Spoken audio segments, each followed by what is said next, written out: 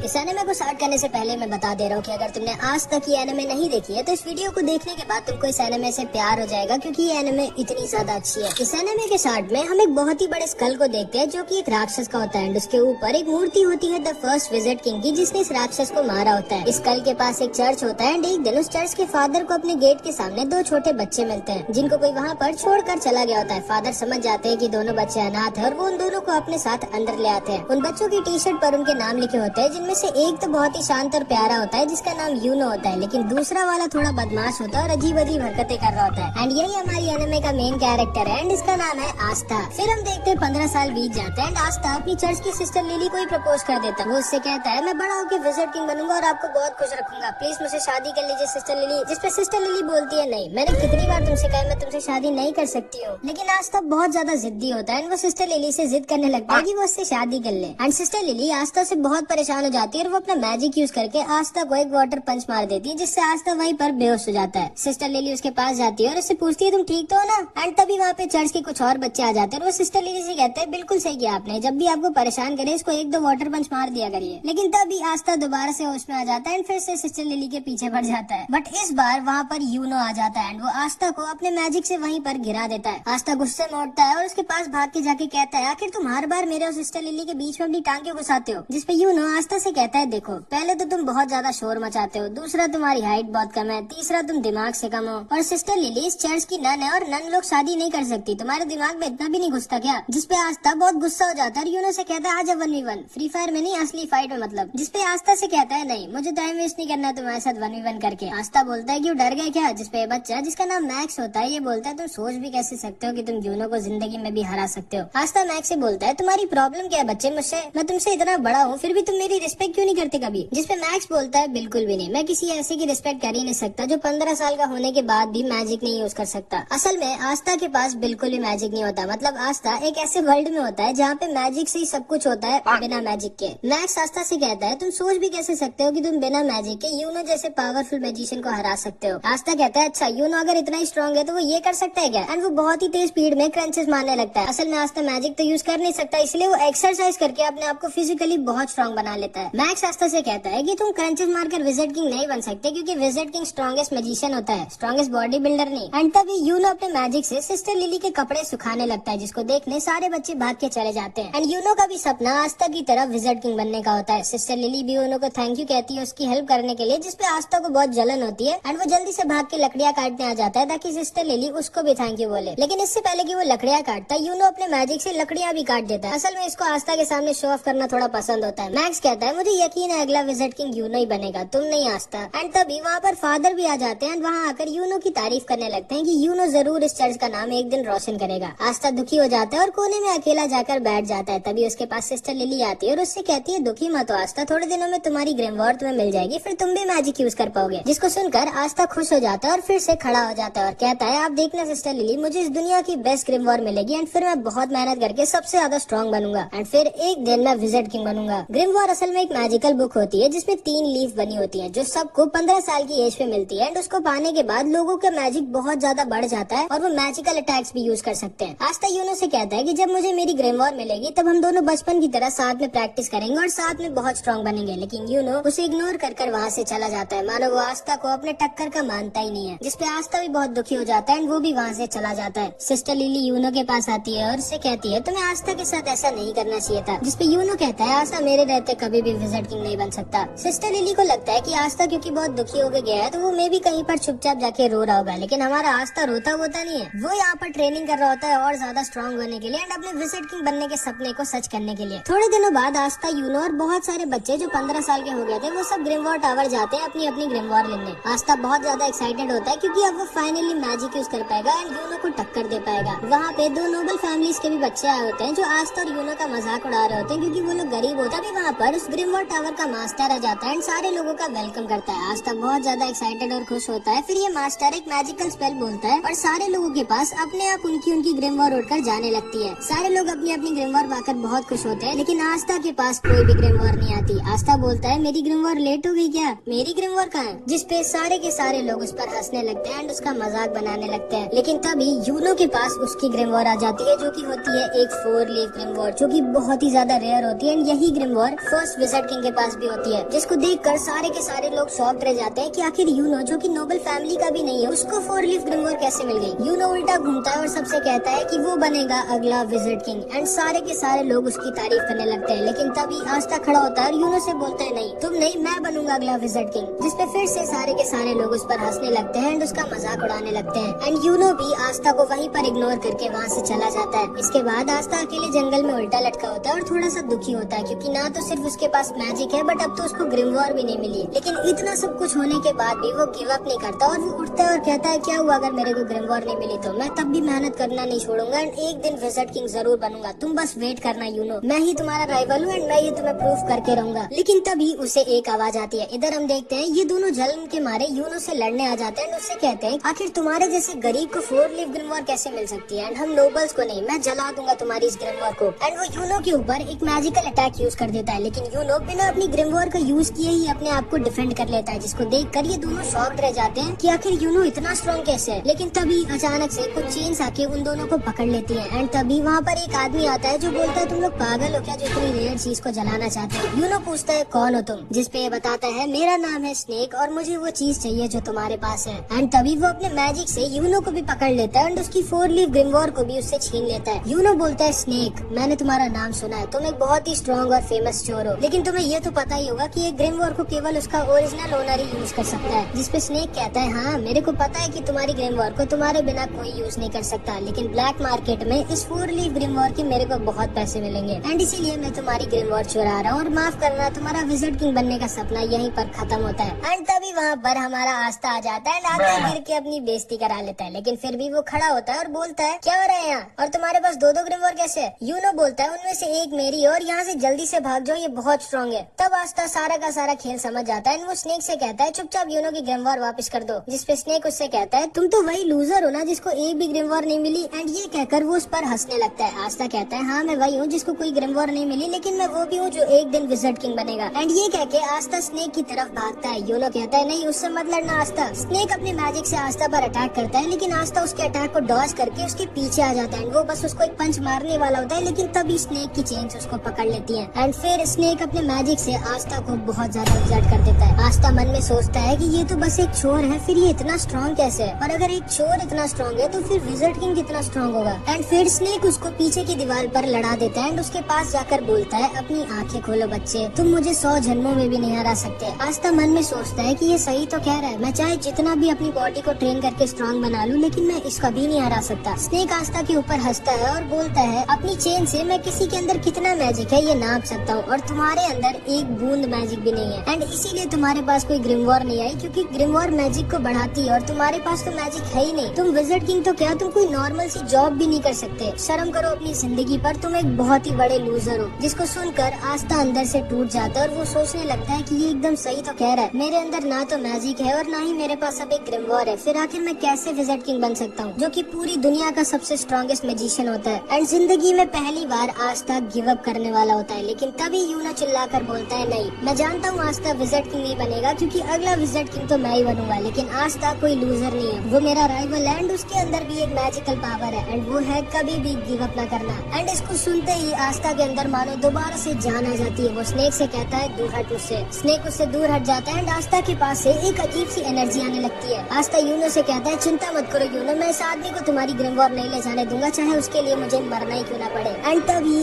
आस्था के पास उसकी खुद की ग्रिमवॉर उड़कर आ जाती है, जो कि कोई नॉर्मल ग्रिमवॉर नहीं बल्कि एक 5 लीफ ग्रिमवॉर होती है, जो पूरी की पूरी दुनिया में सिर्फ एक ही है, मतलब यूनो से भी ज्यादा रेयर ग्रिमवॉर। दुनिया में 3 तरह की ग्रिमवॉर्स होती है, 3 लीफ ग्रिमवॉर जिसमें मैजिकल पावर्स होती है एंड ये बहुत कॉमन होती है, 4 लीफ ग्रिमवॉर जो कि बहुत रेयर होती है एंड इसमें मैजिकल पावर्स के साथ गुड लक भी होता है, एंड लास्ट में है 5 लीफ ग्रिमवॉर जो कि पूरी दुनिया में सिर्फ एक ही है एंड इसके अंदर एक डीमन होता है। एंड आस्था को फाइनली उसकी 5 लीफ ग्रिमवॉर मिल जाती है। यूनो आस्था को देखकर स्माइल करता है और बोलता है मुझे पता था आस्था, तुम वो जो इम्पॉसिबल को भी पॉसिबल कर सकता है, जैसे तुमने बचपन में किया था। एंड फिर हम इन दोनों का बचपन देखते हैं कि कैसे यूनो स्टार्टिंग में बहुत ही रोथड़ू था और छोटी छोटी बात पर रोता रहता था एंड आस्था स्टार्टिंग से ही उसकी मदद करता रहता था और एकदम उसके बड़े भाई की तरह उसको प्रोटेक्ट करता था। फिर एक दिन बचपन में सिस्टर लिली आस्था और यूनो को पहले विज़र्ड किंग की स्टोरी सुनाती है कि कैसे एक बार पूरी दुनिया पर एक बहुत ही बड़े और ताकतवर राक्षस ने हमला कर दिया था और हर जगह तबाही मचा दी थी। हर तरफ बस दुख ही दुख फैल गया था। लेकिन तभी अचानक से एक लड़का वहाँ आ जाता है और उन सबको बचा लेता है। एंड उसके पास एक 4 लीफ ग्रिमवॉर होती है एंड उसकी और उस राक्षस की बहुत दिनों तक लड़ाई होती है। लेकिन आखिरी में वो लड़का उस राक्षस को हरा देता है और दोबारा से दुनिया में सुख और शांति ले आता है। एंड वही बनता है फर्स्ट विज़र्ड किंग, पूरी दुनिया का सबसे स्ट्रॉन्गेस्ट मैजिशियन। एंड इसी स्टोरी को सुनने के बाद आस्था और यूनो डिसाइड करते हैं कि वो दोनों भी बड़े होकर विज़र्ड किंग बनेंगे। शाम को फादर आकर यूनो को एक लेटर देते हैं और उससे कहते हैं उस लेटर को विलेज के बाहर एक आदमी तक पहुँचाने के लिए। आस्था कहता है लो मैं चला जाता हूँ, लेकिन यूनो उसे मना कर देता है और कहता है नहीं, वो अकेला जाएगा। यूनो अकेला उस आदमी के पास पहुँच जाता है और उसे वो लेटर दे देता है। काफी रात हो चुकी होती है और आस्था को यूनो की चिंता होने लगती है। एंड फिर वापस लौटते वक्त यूनो को एक बड़ा सा आदमी घेर लेता है और वो उसका पेंडेंट उससे जबरदस्ती छीन लेता है। यूनो उससे कहता है प्लीज मुझे वो वापस कर दो, वो मेरे पेरेंट्स की आखिरी निशानी है। जिसपे हंसता और बोलता है चुपचाप यहाँ से भाग जाओ बच्चे, वरना मुझे तुम्हें जान से मारना पड़ेगा। जिसको सुनकर यूनो डर जाता है और रोने लगता है और सोचता है कि अब वो कुछ नहीं कर सकता। लेकिन तभी वहाँ पर आस्था आ जाता है और उस आदमी को पकड़ लेता है। यह आदमी आस्था को मारकर दूर फेंक देता है, लेकिन आस्था फिर से जाकर उसको पकड़ लेता है और जोर जोर से चिल्ला रहा होता है। यूनो बस आस्था को देख रहा होता है और सोच रहा होता है कि आखिर जब आस्था जानता है कि वो इस आदमी को नहीं हरा सकता, फिर वो लड़ क्यों रहा है इससे। आस्था को ये आदमी बहुत ज्यादा इंजर्ड कर देता है, लेकिन फिर भी आस्था गिव अप नहीं करता और उसको पकड़े रहता है और जोर जोर से चिल्ला रहा होता है कि यूनो का पेंडेंट वापस कर। ये आदमी समझ जाता है कि ये बच्चा कोई नॉर्मल बच्चा नहीं है एंड वो उस पेंडेंट को वहीं पर छोड़कर चला जाता है। एंड आस्था वहीं पर गिर जाता है। यूनो उसके पास आकर रोते हुए बोलता है मुझे माफ करना, मेरी वजह से तुम्हें इतनी मार पड़ी। जिसपे आस्था उससे कहता है तुम चिंता मत करो, मैं हमेशा तुम्हारे साथ रहूंगा और तुम्हें प्रोटेक्ट करूंगा एंड एक दिन मैं बनूंगा विज़र्ड किंग और तुम्हें और चर्च के सारे लोगों को खुश और सेफ रखूंगा। और इधर हम देखते हैं आस्था की ग्रिमवॉर से एक अजीब सी तलवार निकलती है और स्नेक बोलता है अचानक से तुम्हारे पास एक ग्रिमवॉर कहाँ से आ गई, क्या हो रहा है। एंड वो आस्था के ऊपर दोबारा से अटैक कर देता है, लेकिन आस्था अपनी स्वॉर्ड यूज करता है एंड स्नेक की मैजिकल चेन्स गायब हो जाती है। स्नेक बोलता है कि ये कैसे किया तुमने, आखिर हो कौन तुम। जिसपे आस्था बोलता है मैं वो हूँ जो एक दिन बनेगा विज़र्ड किंग। एंड ये कहकर आस्था स्नेक के ऊपर अटैक कर देता है एंड स्नेक की एक बार में बैंड बजा देता है और उसको हरा देता है। यूनो उसे देखकर हंस रहा होता है और आस्था उसके पास आकर बोलता है ये देखो यूनो, मेरे को फाइनली मेरी ग्रिमवॉर मिल गई। यूनो आस्था से बोलता है तो तुमने मुझे एक और बार बचा लिया आस्था, तुम्हें याद है ना वो प्रॉमिस जो हमने बचपन में किया। बचपन में जब यूनो आस्था की बात सुनता है तो वो पूछता है कि क्या मैं विज़र्ड किंग बन सकता हूँ जबकि मैं इतना वीक हूँ। जिसपे आस्था यूनो से कहता है हाँ, अगर तुम बहुत मेहनत करोगे और कभी भी गिव अप नहीं करोगे तो तुम क्या कोई भी विज़र्ड किंग बन सकता है। जिसको सुनकर यूनो खड़ा होता है और बोलता है ठीक है, मैंने भी डिसाइड कर लिया है कि आज के बाद मैं कभी भी नहीं रहूंगा एंड मैं बहुत मेहनत कर एक दिन विज़र्ड किंग बनूंगा और तुमको और चर्च के सारे लोगों को खुश रखूंगा। जिसपे आस्था यूनो से कहता है इसका मतलब है कि अब हम दोनों राइवल्स हैं। एंड वो दोनों एक दूसरे से प्रॉमिस करते हैं कि वो दोनों बहुत मेहनत करेंगे एंड एक दिन विज़र्ड किंग बनेंगे। आस्था यूनो से कहता है हाँ मुझे याद है, मुझे लगा था कि तुम भूल गए होगे। एंड फिर वो दोनों फिर से बचपन की तरह दोबारा से एक दूसरे से शर्त लगाते हैं ये देखने के लिए कि पहले विज़र्ड किंग कौन बनेगा। इसके बाद हम अभी के विज़र्ड किंग की झलक देखते हैं एंड उन 9 मैजिक नाइट्स को देखते हैं जो किंगडम में विज़र्ड किंग के बाद सबसे ज्यादा स्ट्रॉन्ग मैजिशियंस होते हैं और इनका काम होता है किंगडम में पीस और ऑर्डर मेंटेन करके रखना है। एंड इन सबकी एक स्क्वाड होती है जिसको ज्वाइन करने के लिए बच्चों को एक एंट्रेंस एग्जाम देना होता है और उसी एग्जाम के लिए आस्था और यूनो दोनों ट्रेनिंग कर रहे होते हैं। इधर हम देखते हैं फादर और सिस्टर लिली ग्रिमवॉर टावर के मास्टर के पास जाते हैं एंड फादर मास्टर से पूछता है कि आखिर एंट्रेंस एग्जाम के लिए उसने यूनो के साथ आस्था का भी नाम क्यों दिया, जबकि आस्था तो उस टेस्ट में पास हो भी नहीं सकता। जिसपे मास्टर उससे कहता है कि आस्था ने मुझे उसकी ग्रिमवॉर दिखाई थी और मुझसे बहुत रिक्वेस्ट किया था कि उसको एंट्रेंस एग्जाम में भेज दे, तो इसलिए मैंने भेज दिया। फादर मास्टर से पूछते हैं कि आखिर जो ग्रिमवॉर आस्था के पास आई है वो है क्या और वो असलियत में ग्रिमवॉर है भी कि नहीं। जिसपे मास्टर उसे बताता है मैं तुम्हें ज्यादा तो नहीं बता सकता, लेकिन हाँ उस ग्रिमवॉर की वजह से आस्था को फ्यूचर में एक बहुत बड़ी लड़ाई लड़नी होगी। फादर मास्टर से रिक्वेस्ट करने लगता है कि आस्था बहुत वीक है और उसके पास मैजिक भी नहीं है तो उसको एंट्रेंस एग्जाम में ना भेजे। जिसपे मास्टर उससे कहते हैं कि कहीं ऐसा तो नहीं कि तुम आस्था को इसलिए नहीं भेजना चाहते क्योंकि अगर वो पास हो गया तो वो यहाँ से चला जाएगा और तुम्हें उसकी याद आएगी। जिसपे फादर थोड़ा सा शर्मा जाता है और बहाने बनाने लगता है। सिस्टर लिली भी समझ जाती है कि फादर आस्था को सीक्रेटली बहुत प्यार करते हैं। इधर हम देखते हैं आस्था और यूनो रेस लगाते हुए चर्च वापस आ रहे होते हैं और उन दोनों के बीच में टाई हो जाता है। आस्था पूछता है जल्दी बताओ कौन जीता। मैक्स बोलता है यूनो जीता है। आस्था कहता है अभी रेस खत्म नहीं हुई है, जो चर्च के अंदर पहले घुसेगा वो जीतेगा। और आस्था चर्च के अंदर घुसने वाला होता है, लेकिन तभी यूनो उसे अपने मैजिक से उड़ाकर दूर फेंक देता है और रेस को जीत जाता है। रात में सोते वक्त आस्था सपने में भी यही बोल रहा होता है कि वो एक दिन विज़र्ड किंग बनेगा। भाई ये पागल होता है विज़र्ड किंग बनने के लिए। जिसको सुनकर मैक्स आस्था पर गुस्सा हो जाता है। अगले दिन आस्था फिर से ट्रेनिंग कर रहा होता है और उसके पास मैक्स आ जाता है। आस्था पूछता है क्या हुआ। मैक्स बोलता है तुम बेवकूफ हो। जिसपे आस्था उस पर गुस्सा हो जाता है और बोलता है ये बोलने के लिए तुम चर्च से इतनी दूर मेरे पास आए हो। मैक्स उसे बोलता है कि तुम्हारे पास तो मैजिक भी नहीं है, तुम सोच भी कैसे सकते हो कि तुम मैजिक नाइट एग्जाम में पास होगे। आस्था बोलता है अब तो मेरे पास मेरी ग्रिमवॉर है एंड अब तो मैं जरूर से मैजिक नाइट एग्जाम में पास होऊंगा और एक दिन विज़र्ड। लेकिन लेकिन तभी उसको मैक्स बीच में रोक देता है और कहता है चुप रहो, जब देखो तब विज़र्ड किंग तुम क्यों नहीं समझते कि हमारे जैसे गरीब और वीक लोगों के सपने पूरे नहीं होते। जिसपे आस्था उसके पास आता है और उससे चिल्लाकर बोलता है जरूर होते हैं। अगर तुम सपनों को पूरी दिल से चाहो और उसके लिए पूरी जान लगाकर मेहनत करो तो तुम्हारा जो भी सपना हो वो जरूर पूरा होगा। एंड जिंदगी में पहली बार मैक्स को समझ में आता है कि आस्था इतना बड़ा भी लूजर नहीं है। रात में फादर बहुत अच्छा खाना बनवाते हैं क्योंकि कल आस्था और यूनो एंट्रेंस एग्जाम के लिए जाने वाले होते हैं। आस्था बहुत खुश होता है और फादर आस्था को अपने पास बुलाकर उससे कहते हैं देखो आस्था, अगर तुम फेल हो जाओ तब भी ज्यादा दुखी मत होना, चुपचाप घर वापस आ जाना, हम लोग हमेशा तुम्हारे साथ हैं। एंड आस्था कहता है यही चीज आप यूनो को भी कहोगे ना कि सिर्फ मुझसे ही कह रहे हो। जिसमें फादर उससे कुछ भी नहीं कहते क्योंकि उन्हें पता होता है यूनो तो आसानी से पास हो जाएगा, बस आस्था की थोड़ी दिक्कत है। आस्था फादर से कहता है आप चिंता मत करो, मैं जरूर से इस मैजिक नाइट एग्जाम को पास करूंगा और उसके बाद मैं बनूंगा विज़र्ड किंग और वापस आकर सिस्टर लिली से शादी करूंगा। लेकिन तभी सिस्टर लिली उसको अपने वाटर पंच से चुप करा देती है। अगले दिन आस्था और यूनो अपनी जर्नी पर निकलने वाले होते हैं। सारे लोग उनको बेस्ट ऑफ लक और बाय बाय बोलते हैं। मैक्स बोलते हैं आस्था को बाय कहने की जरूरत नहीं है, वो जल्दी वापस आ जाएगा। लेकिन हाँ, अगर तुम किसी तरह पास हो गए आस्था तो मैं मान जाऊंगा कि हम जैसे लोग भी ड्रीम्स देख सकते हैं एंड फिर मैं भी मैजिक नाइट बनने के लिए मेहनत करूंगा। जिसपे आस्था उससे कहता है फिर तैयार हो जाओ मेहनत करने के लिए। एंड फिर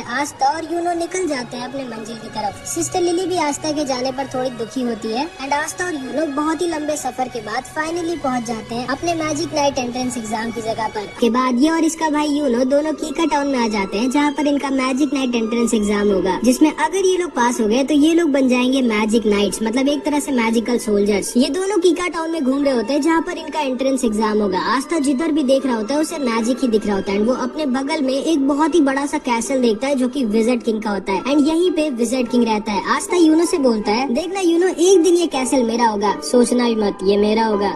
ये तो वक्त ही बताएगा कि हम दोनों में से कौन विज़र्ड किंग बनेगा। इसके बाद हम देखते हैं आस्था, यूनो और बहुत सारे लोग एंट्रेंस एग्जाम देने आए होते हैं। आस्था सबसे पागलों की तरह कह रहा होता है हेलो दोस्तों, मैं एक दिन विज़र्ड किंग बनूंगा। एंड ताकि यूनो की बेइज्जती ना हो इसलिए वो ऐसे एक्टिंग कर रहा होता है जैसे वो आस्था को जानता ही नहीं है। आस्था यूनो दोनों एंट्रेंस गेट पर पहुंच जाते हैं। यूनो जब अपनी 4 लीफ ग्रिमवॉर्ड दिखाता है तो सारे के सारे लोग शॉक्ड रह जाते हैं कि आखिर कौन है ये लड़का जिसके पास 4 लीफ ग्रिमवॉर्ड है। एंड गार्ड उसे गेट के अंदर जाने देता है। लेकिन जब आस्था अपनी ग्रिमवॉर्ड दिखाता है तो गार्ड को यकीन ही नहीं होता कि ये कोई ग्रिमवॉर्ड है भी कि नहीं, क्योंकि आस्था की 5 लीफ ग्रिमवॉर्ड इतनी ज्यादा रेयर होती है कि उसके बारे में कोई जानता ही नहीं है। लेकिन आस्था की बहुत ज्यादा रिक्वेस्ट करने के बाद गार्ड आस्था को भी अंदर जाने देता है। आस्था के पीछे एक लड़का खड़ा होता है जो बोलता है ये लड़का काफी फनी लग रहा है मुझे। सारे के सारे बच्चे एंट्रेंस लॉबी में खड़े होते हैं। यहाँ पर जिसके पास जितनी कम मैजिकल पावर होती है उसके पास उतनी ज्यादा मैजिक बर्ड्स आती है एंड यूनो के पास एक भी मैजिक बर्ड नहीं आती। एंड सारे लोग सोच रहे होते हैं कि आखिर कौन है ये इतना स्ट्रॉन्ग मैजिशियन जिसके पास एक 4 लीफ ग्रिमवॉर्ड भी है, इतनी स्ट्रॉन्ग मैजिकल पावर है कि एक भी चिड़िया इसके पास नहीं आ रही। एंड आते यूनो के पीछे 2-3 लड़कियां पड़ जाती है और हमारे बेचारे आस्था के पीछे ढेर सारी मैजिक बर्ड्स। एंड सारे लोग आस्था के ऊपर हंस रहे होते हैं कि लोग कौन है ये लड़का जिसके पीछे आधे से ज्यादा चिड़िया पड़ गई है। आस्था भागते भागते अचानक से एक आदमी से लड़ जाता है। ये आदमी बहुत ही ज्यादा बड़ा और ताकतवर दिख रहा होता है। आस्था को लगता है कि ये भी कोई बच्चा ऐसा है जो एंट्रेंस एग्जाम देने आया है। एंड वो इससे पूछता है तुम्हें लगी तो नहीं ना दोस्त। एंड ये आदमी आस्था का सिर पकड़कर उसको उठा लेता है और अपने हाथों से उसका सर पीसने वाला होता है और उससे कहता है तुम जानते नहीं हो क्या मैं कौन हूँ। एंड ये आदमी कोई और नहीं बल्कि एक magic night squad black bulls का कैप्टन यामी होता है, जो कि सारे के सारे मैजिक नाइट स्क्वाड्स की सबसे बेकार स्क्वाड होती है। एंड आस्था बेचारा आते एक मैजिक नाइट स्क्वाड के कैप्टन से ही पंगा ले लेता है। यामी आस्था का सर पीसने वाला होता है, लेकिन तभी यामी के स्क्वाड के 2 मेंबर्स वहाँ पर आ जाते हैं, फिनरल और गॉर्डन। फिनरल बहुत ही बड़ा ठरकी होता है और गॉर्डन बहुत ज्यादा शांत और अच्छा होता है। फिनरल यामी से कहता है आप यहाँ क्या कर रहे हो, जल्दी चलिए इवेंट स्टार्ट होने वाला है। जिसपे यामी बोलता है अरे कुछ नहीं, मैं बस ऊपर जाने का रास्ता भूल गया था। एंड तभी एंट्रेंस एग्जाम स्टार्ट हो जाता है एंड यामी आस्था को छोड़कर वहाँ से चला जाता है। आस्था खड़ा होता है तभी उसके पास ये लड़का दोबारा से आता है जिसका नाम सेक्के होता है एंड वो आके आस्था से दोस्ती कर लेता है। एंड तभी वहाँ पर सारे के सारे 9 मैजिक नाइट स्क्वाड्स के कैप्टन आ जाते हैं एंड ये सारे के सारे बहुत ज्यादा स्ट्रॉन्ग होते हैं। एंड कहा जाता है कि पूरी दुनिया में इन सबसे स्ट्रॉन्ग सिर्फ एक आदमी है जो कि खुद विज़र्ड किंग है। इस कैप्टन का नाम विलियम होता है और ये गोल्डन डॉन का कैप्टन होता है। एंड इसकी स्क्वाड वर्ल्ड की नंबर 1 स्क्वाड होती है एंड सभी का सपना इसकी स्क्वाड ज्वाइन करने का होता है। और वहीं पर यामी की स्क्वाड ब्लैक बुल सबसे खराब होती है और उसमें कोई भी नहीं जाना चाहता। आस्था सेक्के से पूछता है विज़र्ड किंग का है, जिसपे सेक्के आस्था से बोलता है विज़र्ड किंग थोड़ी ना इन सब छोटे मोटे इवेंट्स में आएंगे, वो हमारे किंगडम के किंग है और उनके पास और भी ज्यादा इंपॉर्टेंट काम होते हैं। विलियम सबसे कहता है टाइम आ चुका है तुम सबके एग्जाम को स्टार्ट करने का। एंड वो अपना मैजिक यूज करता है एंड आसमान से एक बहुत ही बड़ा पेड़ नीचे आ जाता है एंड सारे के सारे कैंडिडेट्स को एक एक मैजिकल ब्रूम दे देता है, मतलब एक जादुई झाड़ू। ये तुम लोगों का पहला टेस्ट होगा और तुम सबको अपनी मैजिक पावर से उड़ना होगा। सारे के सारे बच्चे अपनी मैजिक पावर से उड़ने की कोशिश करते हैं और सारे कैप्टन सबको ऑब्जर्व कर रहे होते हैं। यूनो सबसे सबसे ऊपर उड़ रहा होता है और सारे के सारे कैप्टन को इम्प्रेस कर देता है। वहीं पर हमेशा की तरह आस्था बेचारा उड़ना तो छोड़ो, कूद भी नहीं पा रहा होता है इस झाड़ू को पकड़ के। तभी इन सारे कैप्टन में से एक कैप्टन नीचे जाकर एक लड़की को डांटता है जो इसकी बहन होती है। एंड ये इससे कहता है, तुम ये एग्जाम देने क्यों आई हो? सिल्वर फैमिली की बेइज्जती मत करो, तुम ये एग्जाम पास नहीं कर पाओगी, चुपचाप घर लौट जाओ। एंड फिर वो वहाँ से चला जाता है। एंड इस लड़की का नाम नोएल होता है। सेकी आस्था से बोलता है, ट्राई करते रहो आस्था, तुम ये कर सकते हो। लेकिन हम सब ये जानते हैं कि आस्था ये नहीं कर सकता क्योंकि उसके पास मैजिक है ही नहीं। एंड इस वाले और इसके बाद की हर टेस्ट में आस्था बहुत ज्यादा खराब करता है। इसके बाद विलियम सबसे कहता है,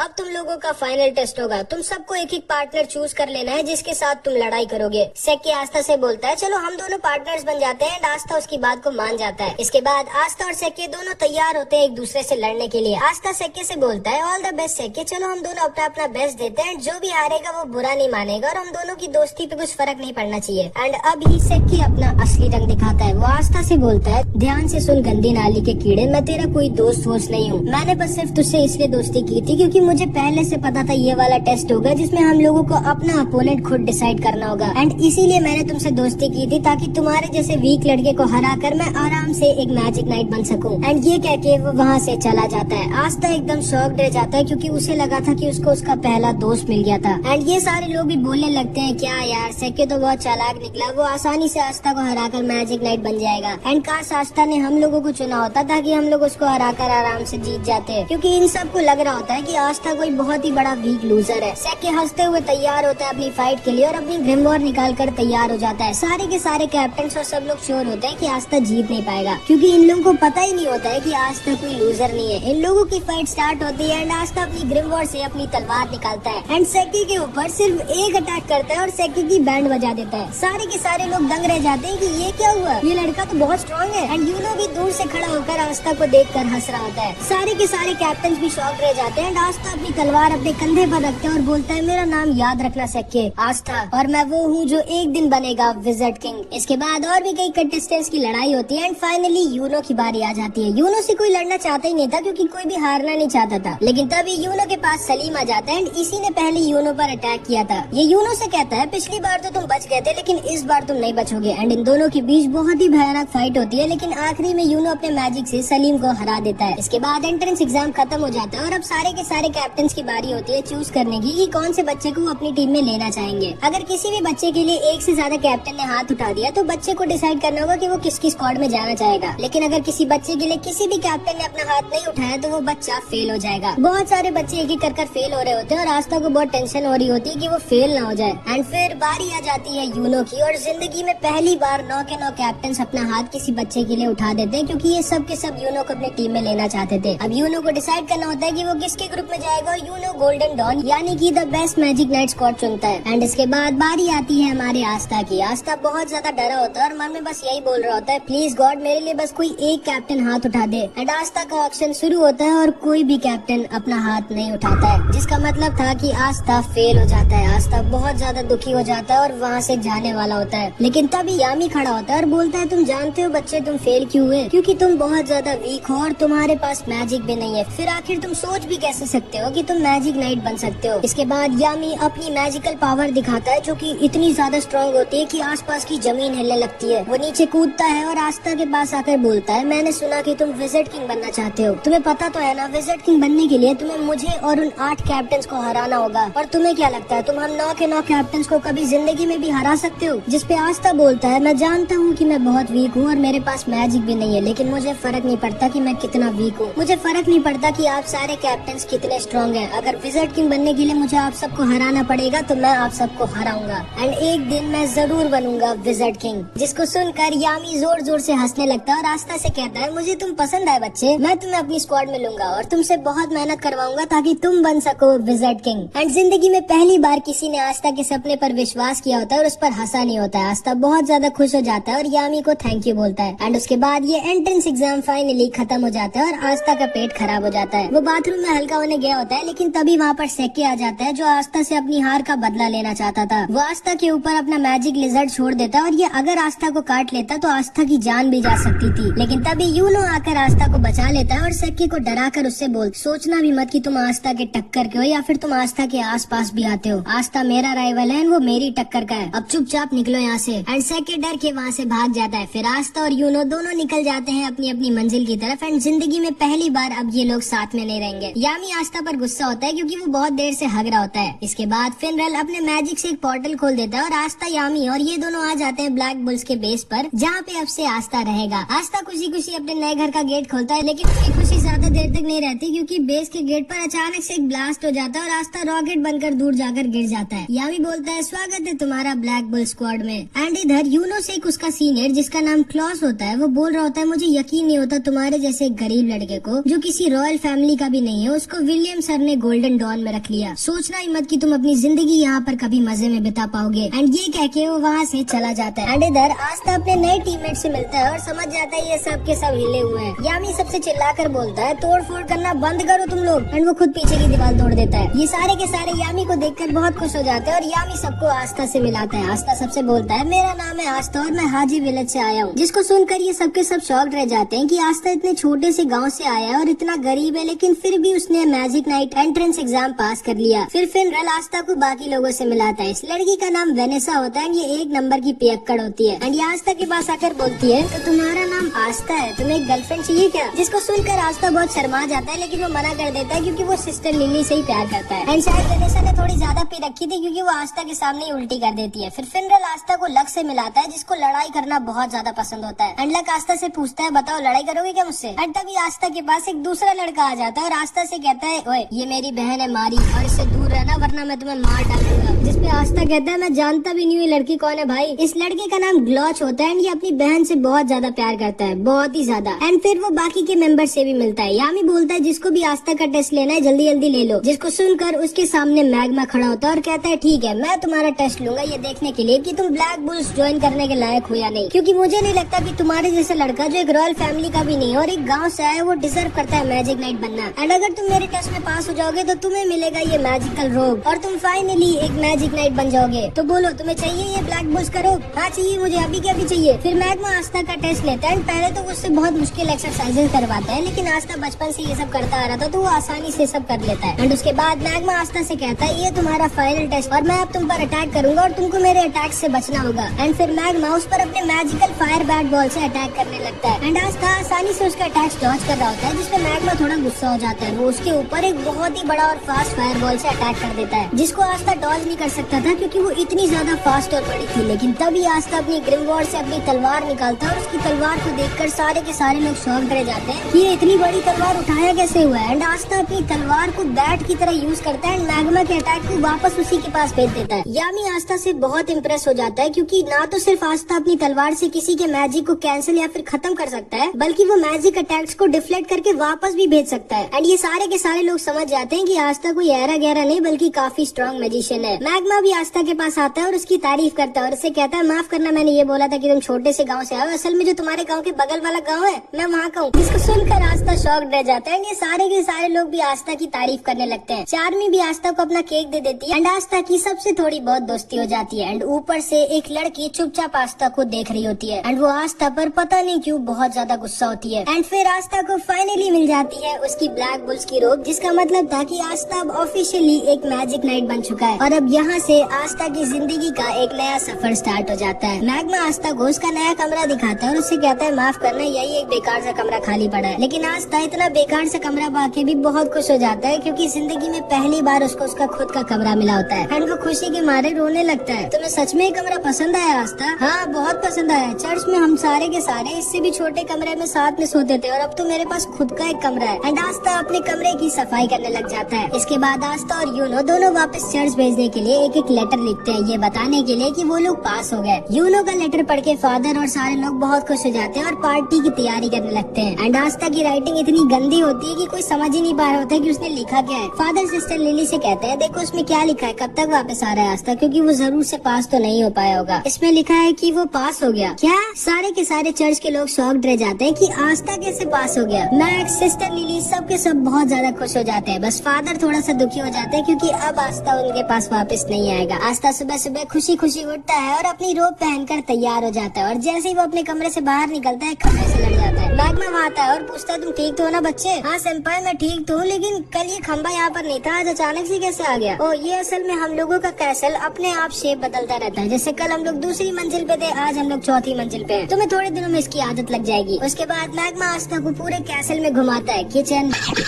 बाथरूम,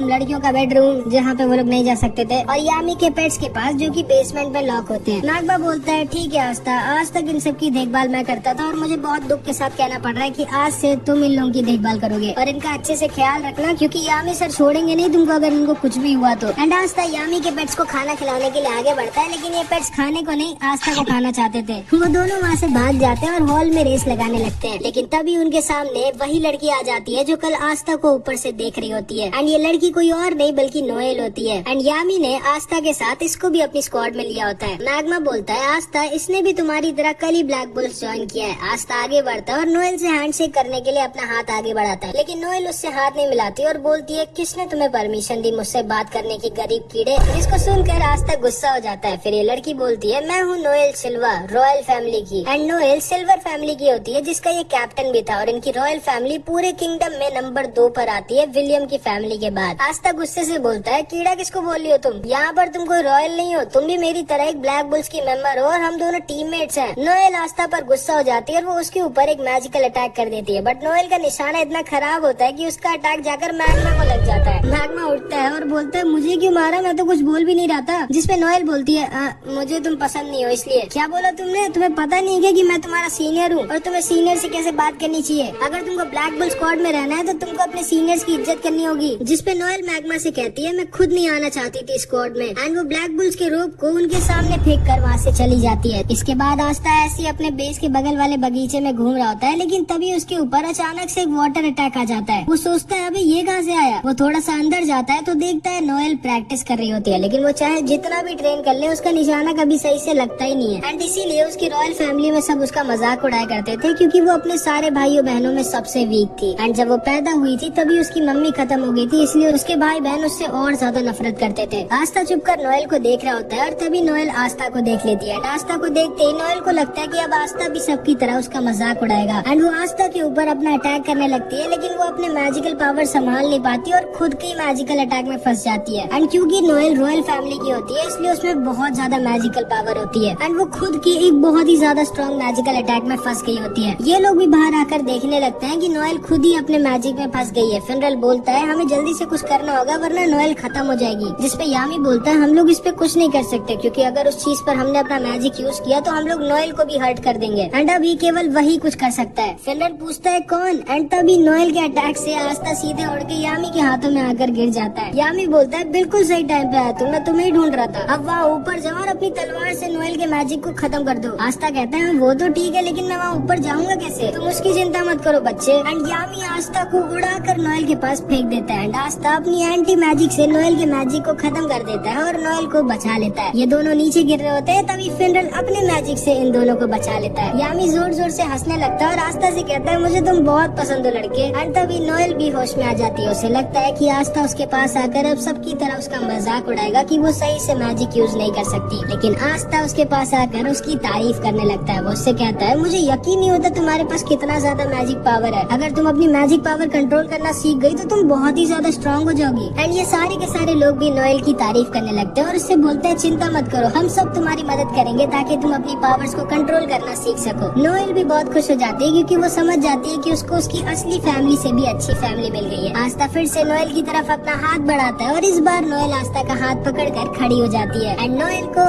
आस्था थोड़ा सा अच्छा लगता है, मतलब समझ रहे हो?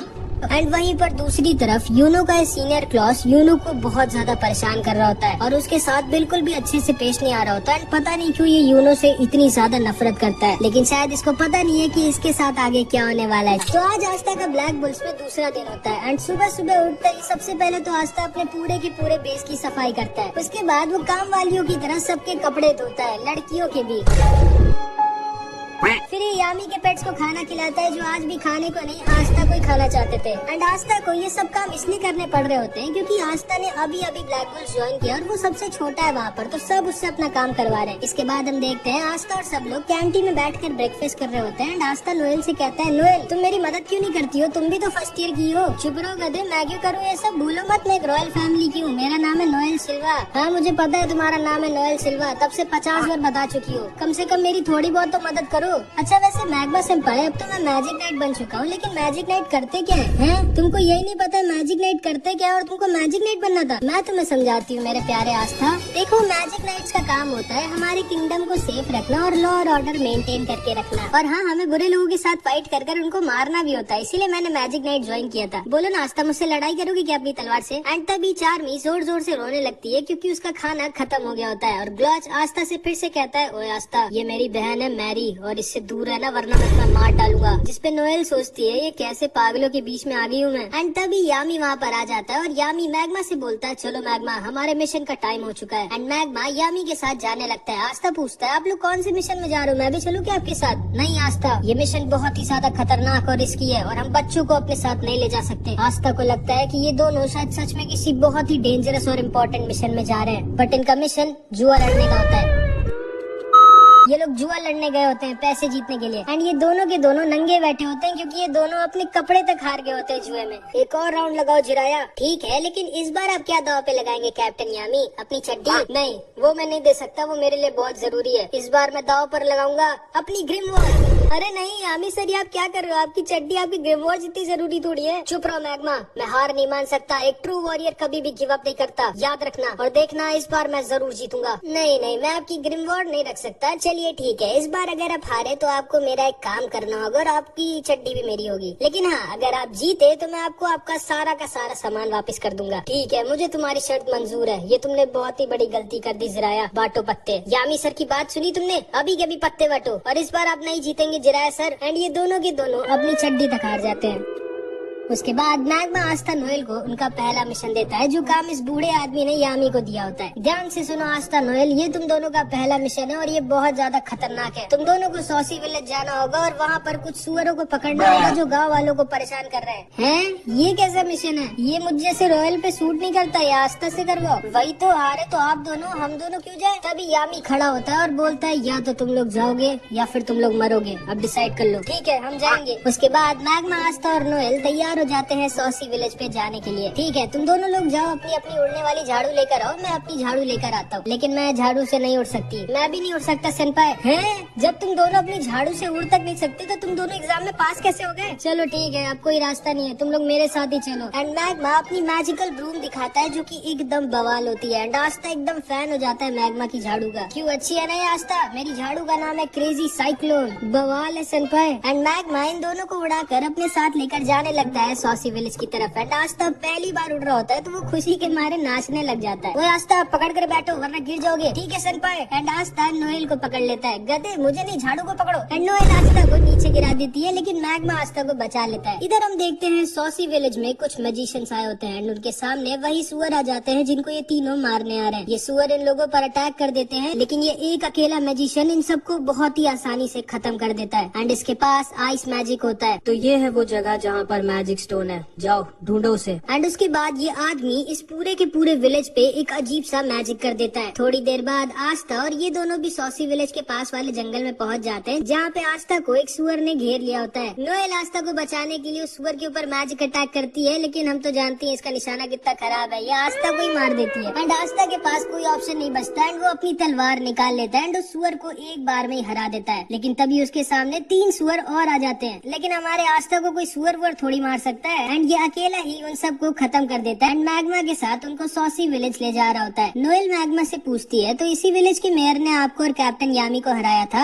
हाँ, उस आदमी का नाम जिराया है और वो सच्ची में बहुत ज्यादा स्ट्रॉन्ग है, जुए और लड़ाई दोनों में। असल में जब मुझे मेरी ग्रिमवॉर पहली बार मिली थी तो मैंने इस विलेज पर अटैक कर दिया था इस विलेज का राजा बनने के लिए। लेकिन फिर जिराया सर ने मेरी जो बैंड बजाई मुझे आज तक याद है। वो बूढ़े जरूर है लेकिन वो बहुत ज्यादा स्ट्रॉन्ग है। उन्होंने ही मुझे ट्रेन किया था मैजिक नाइट बनने के लिए एंड वो सच्ची में दिल के एक बहुत अच्छे इंसान है। एंड तभी मैग्मा, आस्था और नोएल सॉसी विलेज के पास आ जाते हैं, जिसको आइस ने अपने मैजिक में घेर रखा था। आज का मौसम थोड़ा अजीब नहीं है मैग्मा सेंपाई? गधे, वो मौसम नहीं मैजिक है। आस्था जल्दी कुछ करो। भला मैं क्या कर सकता हूँ इसमें? यार तुम कितने कम दिमाग के हो, अपनी तलवार से उस मैजिक को हटाओ। अच्छा हाँ ओके। एंड आस्था अपनी तलवार से आइस के मिस्ट मैजिक को हटा देता है। ये तीनों देखते हैं पूरे विलेज के लोगों को आइस और उसके साथियों ने बंदी बना कर रखा है। एंड आइस अपने मैजिक से इन सबको खत्म करने वाला होता है, लेकिन तभी मैग्मा अपने मैजिक से इन सबको बचा लेता है। ये सारे गांव के लोग मैग्मा को देखकर बहुत खुश हो जाते हैं और मैग्मा उन सबके पास आता है तो देखता है जिराया खत्म हो चुका था एंड उसने अपनी आखिरी सांस तक विलेजर्स को प्रोटेक्ट। अरे तुम लोग अंदर कैसे आ गए? चलो अच्छी बात है, मैं वैसे भी यहाँ पर बहुत बोर हो रहा था। एंड आइस मैग्मा के ऊपर भी एक बहुत ही बड़ा और स्ट्रॉन्ग मैजिकल अटैक कर देता है, जिसे मैग्मा डॉज नहीं कर सकता था। लेकिन तभी आस्था अपनी एंटी मैजिक स्वॉर्ड से आइस के अटैक को बीच से काट देता है। आइस शॉक्ड रह जाता है कि ये कैसी मैजिक पावर है, ये तो मैं पहली बार देख रहा हूँ। एंड आस्था आइस से बोलता है तू तो गया। एंड वो आइस की तरफ अपनी तलवार लेकर भागता है। ये लोग भी आस्था के ऊपर अटैक करते हैं, लेकिन आस्था की तलवार के रहते उनके अटैक्स आस्था को छू भी नहीं सकते थे। आइस आस्था से बोलता है बहुत खूब बच्चे,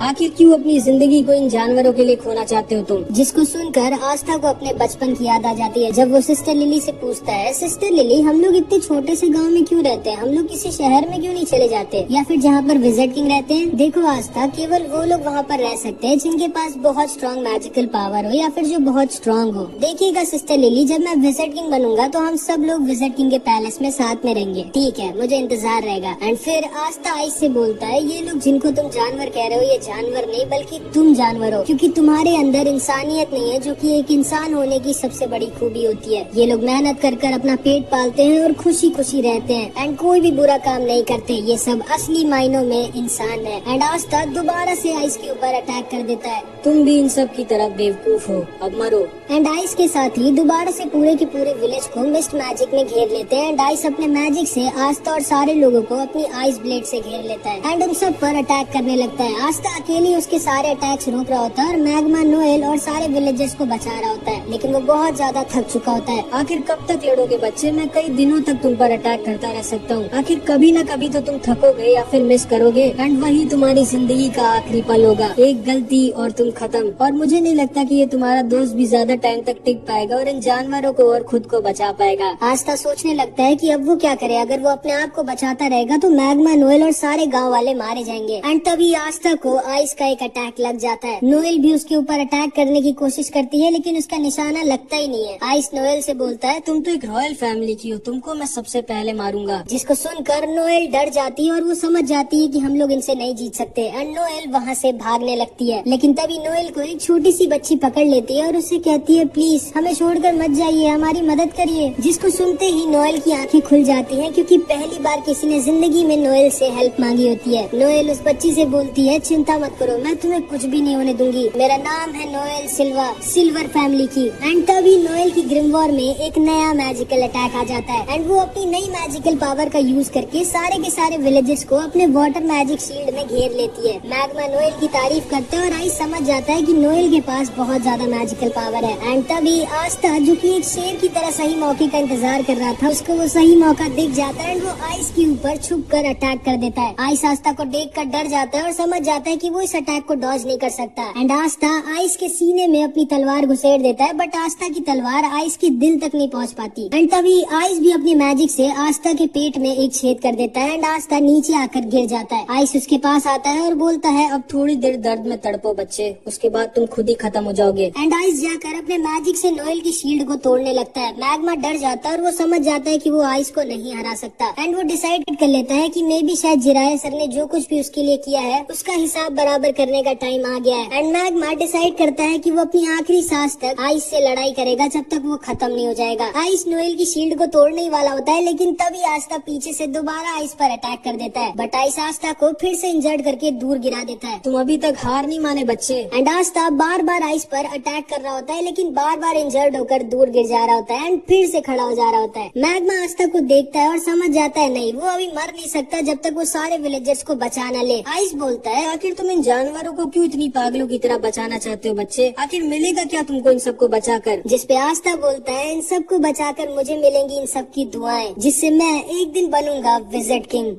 तुम जिंदगी में कभी विजिटिंग नहीं बन सकते क्योंकि तुम्हारी मौत आज मेरे हाथों लिखी है। ओए, मैं तुम्हें 2 चीज की गारंटी देता हूँ। पहली कि मैं और आस्था मिलके आज तुम्हारी बैंड बजाएंगे, और दूसरी आस्था एक दिन जरूर बनेगा विज़र्ड किंग। एंड मैग्मा अपनी बची कुची सारी पावर का यूज कर इन तीनों के ऊपर एक फायर अटैक कर देता है, जिसको ये लोग आसानी से डॉज कर लेते हैं। मैग्मा वहीं पर गिर जाता है और आइस मैग्मा के ऊपर अपना आइस ब्लेड यूज कर देता है, जिससे मैग्मा अब नहीं बच सकता था। मैग्मा बोलता है, ठीक है आस्था, मेरे जाने का टाइम आ चुका है, इन लोगों को दिखा दो कि तुम क्या हो। एंड तभी आस्था पीछे से मैग्मा के सारे अटैक्स को डिफ्लेक्ट करके वापस इन तीनों की तरफ भेज देता है। क्या ये लड़का अपनी तलवार से अटैक वापस भी भेज सकता है? एंड वो सारे के सारे अटैक जाकर इन तीनों को लग जाते हैं एंड आइस पूरी तरह से जलने लग जाता है। आइस मैग्मा की आग को बुझाने के लिए अपने आइस मैजिक का यूज करने की कोशिश करता है, लेकिन तभी आस्था उसके ऊपर अपनी तलवार लेकर पहुंच जाता है। नहीं, मैं एक बच्चे से नहीं हार सकता। जिसपे आस्था बोलता है, रुको अब मैं तुम्हें दिखाता हूँ कि एक जानवर क्या होता है। एंड आस्था आइस के ऊपर अपनी स्वॉर्ड से अपनी पूरी जान लगाकर अटैक कर देता है एंड आइस को वहीं पर सुला देता है। एंड इधर मैग्मा को नोएल अपने शील्ड मैजिक से बचा लेती है।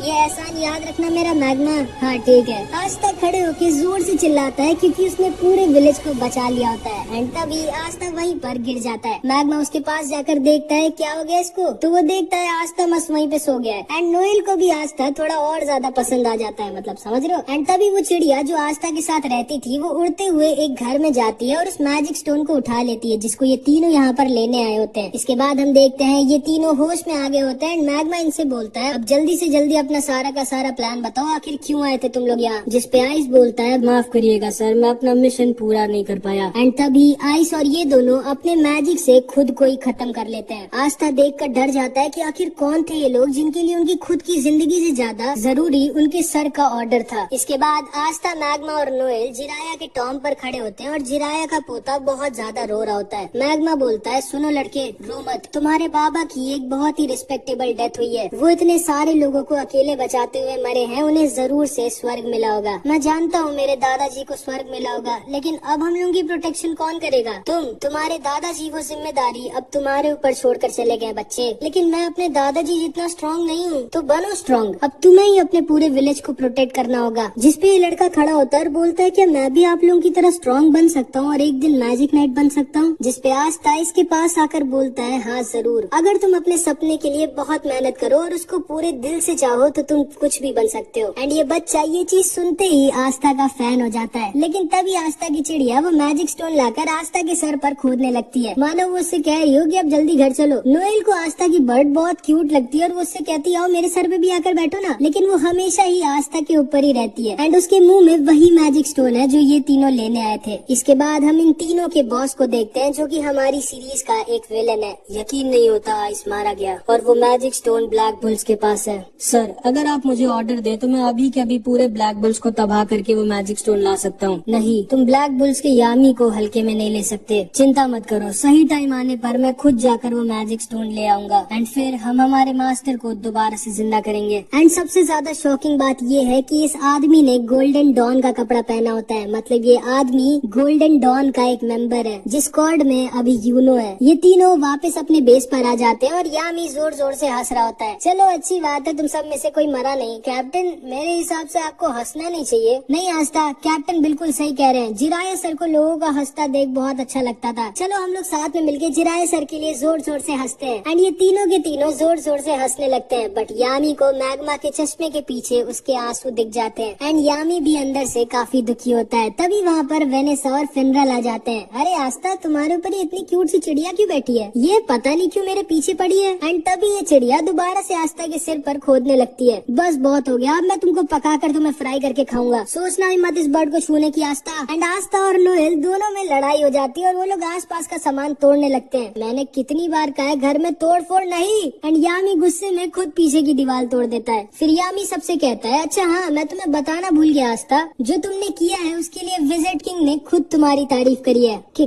क्या? विज़र्ड किंग ने?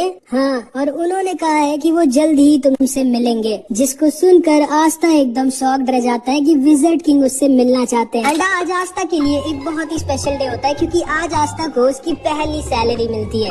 इतने सारे पैसे, ये मेरी पूरी जिंदगी की सैलरी है क्या? ये तुम्हें ज्यादा लग रहे हैं आस्था? हाँ, और नहीं तो क्या, इतने में मैं और मेरा पूरा सेट साल भर खाना खाए। कैप्टन, मैं आपको अपना सारा का सारा पैसा दूंगा, आप मुझसे लड़ाई करेंगे क्या? नहीं कैप्टन, मैं अपनी छोटी बहन मारी से मिलने जा रहा हूँ। जाओ, मैं तो ढेर सारा खाना खाऊंगी। हाँ बस फटना मत, कुछ तो बोलो।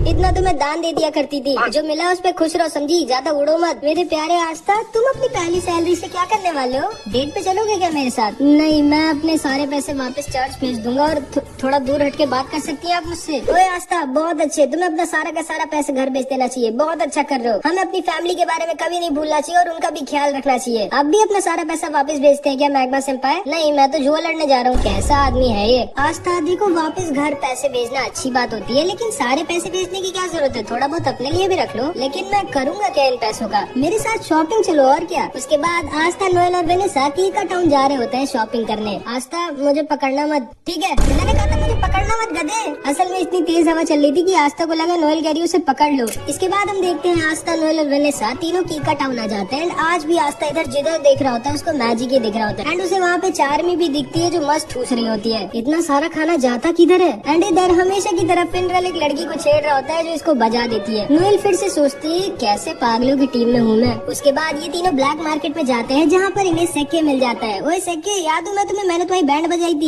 हाँ, नहीं मतलब नहीं याद हो, कौन हो तुम? लेकिन तभी इन लोगों के पास एक बूढ़ी औरत का एक आदमी सामान चोरी कर भागने लगता है। आस्था उसके पीछे भागता है। ये दोनों इस बूढ़ी औरत के पास जाकर इससे कहते हैं, आप चिंता मत करिए, आस्था के रहते वो आपका सामान लेके भाग नहीं पाएगा। आस्था के नहीं, मेरे रहते मेरी मैजिक बाइक से कोई भी नहीं भाग सकता। चिंता मत करो क्यूटीज, मैं अभी इस बूढ़ी औरत का पर्स लेके आता हूँ। कौन लड़का है ये? एंड सेक्के भी उस चोर के पीछे अपनी बाइक से भागता है। इधर हम देखते हैं आस्था इस चोर का पीछा कर रहा होता है। एंड ये चोर बोलता है, तुम कभी भी मुझे नहीं पकड़ सकते बच्चे, जब तक मैं अपने मैजिक क्लाउड पे हूँ। एंड तभी आस्था अपनी तलवार निकालकर इस चोर की क्लाउड की तरफ फेंक देता है एंड उसके मैजिक क्लाउड को बीच से काट देता है। एंड ये आदमी नीचे गिरने वाला होता है। नीचे से सेक्के उसको अपनी बाइक से ठोक देता है। आस्था को सेक्के की बाइक बहुत कूल लगती है। एंड सेक्के बोलता है, मैंने तुम्हें पकड़ लिया चोर, अब तुम भाग नहीं सकते। लेकिन तभी ये चोर सेक्के के पैर पे एक पॉइजन वाला चाकू मार देता है एंड सेक्के वहीं पर गिर जाता है। सेक्के, तुम ठीक तो? हाँ आस्था, मेरे जाने का टाइम आ गया है, माफ करना, मैंने तुम्हें एंट्रेंस एग्जाम में धोखा दिया था। चुप रहे भाई, मैं कभी भी तुमसे गुस्सा नहीं था, तुम अभी भी मेरे दोस्त हो सेक्के। थैंक यू आस्था, लेकिन अब मुझे जाना होगा। क्या नाटक कर रहे हो, ये बस खुजली वाला पॉइजन है, लो अब ठीक हो जाओगे तुम। एंड इसके बाद सेक्के उस चोर को लेके अपने साथ वहाँ से चला जाता है। उसके बाद आस्था इस बूढ़ी औरत को उसका पर्स वापस कर देता है। अपना ध्यान रखिएगा दादी माँ। एंड आस्था, नोएल और वेनेसा इस बूढ़ी औरत को उसका सामान देकर वापस चले जाते हैं। एंड अभी ये बूढ़ी औरत अपना असली चेहरा दिखाती है, एक स्वॉर्ड जो कि सारे मैजिक को खत्म कर देती है। यामी की टीम में तो एक बहुत ही कमाल का मेंबर आया इस बार। एंड ये आदमी कोई और नहीं बल्कि असलियत में विज़र्ड किंग होता है। एंड इसने जैसा कहा होता है कि ये आस्था से मिलने आएगा, ये इसीलिए आस्था से मिलने आया होता है। सर आप फाइनली मिल गए मुझे, कहाँ हैं आप? अरे मैं तो बस ऐसे अपने किंगडम में घूम रहा हूँ मार्क्स, कम से कम बता कर तो जाया करिए सर, आप ऐसे नहीं गायब हो सकते, आप इस किंगडम के किंग हैं। ठीक है मार्क्स, मैं बस आ रहा हूँ वापस। लेकिन तभी विज़र्ड किंग को यूनो हवा में उड़ता हुआ दिख जाता है। मार्क्स मुझे थोड़ा सा और टाइम चाहिए। ठीक है सर, जल्दी वापस आइएगा। एंड विज़र्ड किंग यूनो की तरफ निकल जाते हैं। इधर हम देखते हैं यूनो, क्लॉस और उसकी एक टीममेट मिमोसा को मिशन मिला होता है सलीम का बॉडीगार्ड बनने का, जिसको यूनो ने एंट्रेंस एग्जाम में हराया था। हमेशा की तरह क्लॉस यूनो को देखकर मुंह बना रहा होता है। तभी सलीम कहता है, वैसे यूनो मानना तो पड़ेगा, तुम भले ही एक नोबल फैमिली के नहीं हो, लेकिन तुम फिर भी बहुत ज्यादा स्ट्रॉन्ग हो और तुम्हारे पास एक 4 लीफ ग्रिमवॉर भी है। मे बी शायद तुम सच में फ्यूचर में विज़र्ड किंग बन जाओगे। फिर मैं अपने बच्चों से कहूंगा, मैंने बचपन में विज़र्ड किंग के साथ लड़ाई की थी एंड वो एक दिन के लिए मेरा बॉडीगार्ड भी बने थे। वैसे तुम्हें कोई दिक्कत तो नहीं है ना मेरा बॉडीगार्ड बनने में? असल में मेरी जान के पीछे कुछ बहुत ही ज्यादा स्ट्रॉन्ग लोग पड़े हैं, इसीलिए मैंने तुम्हें एज अ बॉडीगार्ड चुना था। नहीं कोई दिक्कत नहीं है, बस दोबारा मुझे अपना बॉडीगार्ड मत चुनना। तभी मिमोसा बोलती है, क्लॉस सेनपाई वो बादल थोड़े से अजीब नहीं है? हाँ मैं ऊपर देख कर आता हूँ। नहीं यूनो, अकेले मत जाना, ये मेरा ऑर्डर है। लेकिन यूनो इसकी बात कभी सुनता ही नहीं है। यूनो ऊपर उन बादलों को देखने के लिए निकल जाता है, लेकिन तभी उसके ऊपर कुछ मैजिशियंस अटैक कर देते हैं। यूनो नीचे गिर जाता है, लेकिन तभी वो वो अपने विंड ईगल मैजिक से उन सबको हरा देता है। वो सब वहाँ से भाग जाते हैं। सलीम यूनो के पास आता है और उसे थैंक यू बोलता है उसको बचाने के लिए। उसके बाद वो उससे कहता है चलो ना यूनो तुम्हारे विलेज चलते हैं जहाँ पर तुम रहते थे। मुझे देखना है कि तुम्हारे जैसा स्ट्रॉन्ग लड़का कहाँ पर पला बड़ा हुआ है। पर सर ये हमारे मिशन में नहीं है और फालतू में आपको अपना टाइम वेस्ट क्यों करना है। नहीं क्लॉस मेरे पास बहुत टाइम है, चलो हम लोग चलते हैं। मेरा मन है यूनो का होम टाउन देखने का। एंड फिर यूनो, क्लॉस, मिमोसा और सलीम यूनो के चर्च पे ऐसे ही घूमने आ जाते हैं। यूनो को देखकर सिस्टर लिली, फादर और सारे बच्चे बहुत खुश हो जाते हैं। पास्ता नहीं आया क्या? नहीं, वो बाद में आएगा कभी। इसके बाद ये सारे लोग यूनो के चर्च के अंदर बैठकर खाना खा रहे होते हैं। एंड सिस्टर लिली बाहर जाती है वेल से सबके लिए पानी लेने। बट जब वो वापस आ रही होती है तभी उसको कुछ लोग किडनैप कर लेते हैं। यूनो को सिस्टर लिली के चिल्लाने की आवाज आती है। वो भागते हुए बाहर जाता है तो देखता है जिन लोगों ने यूनो पर पहले अटैक किया था वही सिस्टर लिली को किडनैप कर ले गए। सलीम बोलता है ये सब मेरी वजह से हुआ है, मुझे यहाँ आना ही नहीं चाहिए था। वो लोग मेरे पीछे पड़े थे एंड मेरी वजह से अब तुम्हारी फैमिली दिक्कत में है यूनो। ये दोनों यूनो का पैर पकड़कर रोने लगते हैं कि प्लीज सिस्टर लिली को बचा लो यूनो। एंड फादर भी तैयार हो जाते हैं सिस्टर लिली को बचाने जाने के लिए। लेकिन यूनो फादर से बोलता है नहीं, आप यहीं पर रहिए और सबका ख्याल रखिए, मैं सिस्टर लिली को वापस लेकर आता हूँ। लेकिन तभी क्लॉस बोलता है नहीं, तुम कहीं नहीं जाओगे यूनो। भूलो मत हमारा मिशन तुम्हारी सिस्टर लिली की नहीं बल्कि सलीम की प्रोटेक्शन करना है। एंड यहाँ की लोकल पुलिस तुम्हारे सिस्टर लिली को बचा लेगी, चिंता मत करो। अब आओ बैठो मेरे साथ, हम लोग वापस जा रहे हैं। मैक्स बोलता है पागल हो क्या तुम, यूनो हमारी सिस्टर लिली को ऐसे छोड़ के नहीं जा सकता। क्लॉस बोलता है ये मेरा ऑर्डर है यूनो, जल्दी आके बैठो, हम जा रहे हैं यहाँ से। लेकिन यूनो तो स्टार्टिंग से इसकी बात नहीं सुनता है। यूनो इसको इग्नोर कर वहाँ से निकल जाता है सिस्टर लिली को बचाने। यूनो के सामने 3 स्ट्रॉन्ग मैजिशियंस आते हैं। यूनो आसानी से इन सबको हरा देता है। लेकिन चौथे वाले ने सिस्टर लिली को एज अ हॉस्टेज लिया होता है एंड इसीलिए यूनो इसके ऊपर अटैक नहीं कर सकता था। ये यूनो से कहता है चुपचाप मेरे को अपनी ग्रिमवॉर दे दो बच्चे, अगर तुम अपनी सिस्टर लिली की सलामती चाहते हो। एंड यूनो के पास कोई भी ऑप्शन नहीं होता। वो सिस्टर लिली को बचाने के लिए अपनी ग्रिमवॉर इसको देने वाला होता है। लेकिन तभी चुपके से क्लॉस पीछे से अपने मैजिक से इस आदमी के ऊपर अटैक कर उसको बेहोश कर देता है। यूनो क्लॉस से कहता है आप यहाँ क्या कर रहे हो? कुछ नहीं, बस इतनी बेइज्जती करवाने के बाद ही बेशर्मों की तरह तुम्हारी मदद करने आया हूँ मैं, और क्या। आखिर तुम कभी मेरा ऑर्डर क्यों नहीं मानते हो यार? यूनो इससे पूछता है कि आखिर इन लोगों ने सिस्टर लिली को क्यों किडनैप किया, जिसपे क्लॉस बोलता है मुझे पहले से ही सलीम पे शक था। वो एक नोबल होने के बाद भी इतने छोटे से विलेज में आकर तुम्हारे चर्च पर खाना क्यों खाएगा? कहना क्या चाहते हो आप? यही कि ये सारे के सारे सलीम के पीछे नहीं पड़े बल्कि ये सब सलीम के आदमी है। एंड ये सारे लोग सलीम के पीछे नहीं बल्कि तुम्हारे पीछे पड़े थे ताकि ये तुम्हारी ग्रिमवॉर तुमसे ले सके। एंड फिर मिमोसा अपने मैजिक से सलीम के मुंह से उसका सारा का सारा सच बाहर निकलवा लेती है। सलीम बोलता है ये सब मैंने यूनो से बदला लेने के लिए किया था। मैं उससे उसकी ग्रिमवॉर छीन लूंगा क्योंकि उसकी वजह से मैं एंट्रेंस एग्जाम में फेल हो गया था और इसीलिए मैंने यूनो को अपना गार्ड चुना था ताकि मैं उसके ऊपर अटैक करवाकर उसकी ग्रिमवॉर उससे छीन सकूं। मैं तुम्हें छोड़ूंगा नहीं यूनो। जिसको सुनकर सिस्टर लिली गुस्सा हो जाती है एंड सलीम को एक वाटर पंच मारकर सुला देती है। एंड सलीम का प्लान पूरी तरह से फेल हो जाता है। चलो ठीक है, अब तो तुम लोग पकड़े ही जा चुके हो। अब ये बताओ तुम लोगों का लीडर कहाँ छुपा बैठा है? लेकिन इन सबको पता ही नहीं होता है कि इनका लीडर कहाँ पर है क्योंकि इनके लीडर को पहले ही विजिट किंग ने पकड़ लिया होता है। वो फर्स्ट विजिट किंग के स्टैचू के सामने मस्त लेट कर आराम कर रहे होते हैं। आप कहाँ हैं सर? जानते हैं कितना काम बचा हुआ है और आप यहाँ मजे में सो रहे हैं? आ रहा हूँ बाबा, आ रहा हूँ। एंड इसके बाद यूनो और सारे लोग दोबारा से चर्च में हंसी खुशी खाना खाते हैं। फिर वो सब वापस निकल जाते हैं। अगले दिन विलियम यूनो की टीम की तारीफ करता है। मुबारक हो, विजिट किंग ने तुम लोगों की तारीफ करी है एंड हमें सलीम की नोबल फैमिली के खिलाफ और भी कई गंदे कामों के लिए सबूत मिल गए एंड अब हम सलीम की फैमिली के ऊपर स्ट्रिक्ट एक्शन लेंगे। सर आप पहले से जानते थे कि ये सब हम लोगों के साथ होगा?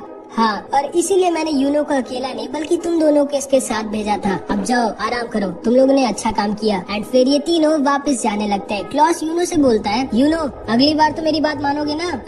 हाँ, मुझे पता है तुम झूठ बोल रहे हो, आखिर ऐसा क्यों करते हो तुम? एंड यूनो उसे इग्नोर कर रहा होता है जिसको सुनकर मिमोसा हंसने लगती है। एंड इधर हम देखते हैं मैग्मा दोबारा से जुए में सब कुछ हार जाता है, अपने कपड़े तक हार जाता है एंड चार्मी हमेशा की तरह ठूस रही होती है। एंड इधर दूसरी तरफ अचानक से एक बहुत बड़ा डंजन क्लोवर किंगडम और डायमंड किंगडम के बीच में ओपन हो जाता है। जिसको नहीं पता है मैं बता दूं, डंजन मतलब एक सीक्रेट टनल टाइप का होता है जिसके अंदर लोग खजाना यानी कि ट्रेजर छुपा कर रखते हैं एंड अंदर बहुत सारे ट्रैप्स भी होते हैं, इसलिए थोड़ा डेंजरस भी होता है। मार्क्स विजिट किंग से कहता है सर मुझे आपको कुछ बताना है। मुझे पता है मार्क्स उस डंजन के बारे में और मुझे ये भी पता है कि हमें किसको उस मिशन पर भेजना चाहिए। एंड इसके बाद हम देखते हैं ये सारे के सारे ब्लैक बुल्स के मेंबर आस्था की चिड़िया का नाम डिसाइड कर रहे होते हैं। मैं इसका नाम रखता हूँ मैग्ना फायर। बिल्कुल नहीं, बहुत ही गंदा नाम है। इसका नाम होगा जॉन स्नो। नहीं, ये चिड़िया है, कोई राजा थोड़ी ना है। इसका नाम रख देते हैं दारू। दारू कैसा रहेगा? आखिर इसका नाम रखने की जरूरत क्या है? ये मेरे को दे दो ना, मुझे बहुत टेस्टी लग रही है। मैं पहले डिसाइड कर चुका हूँ इसका नाम क्या होगा। इसका नाम होगा रेड ब्लैक चिड़िया। एंड कभी आज तक की चिड़िया उसको मारने लगती है कि नहीं ये नाम तो बिल्कुल नहीं रखना है मुझे, लेकिन फिर लक बोलता है क्यों ना हम लोग इसका नाम मैरो रख दें। एंड इस चिड़िया को भी ये नाम पसंद आता है एंड इस चिड़िया का नाम मैरो पड़ जाता है। तभी वहाँ पर फिनरल के साथ यामी आ जाता है और सारे लोग यामी को देखकर बहुत खुश हो जाते हैं। यामी सबको बताता है हमारे किंगडम में एक नया डंजन मिला है। क्या?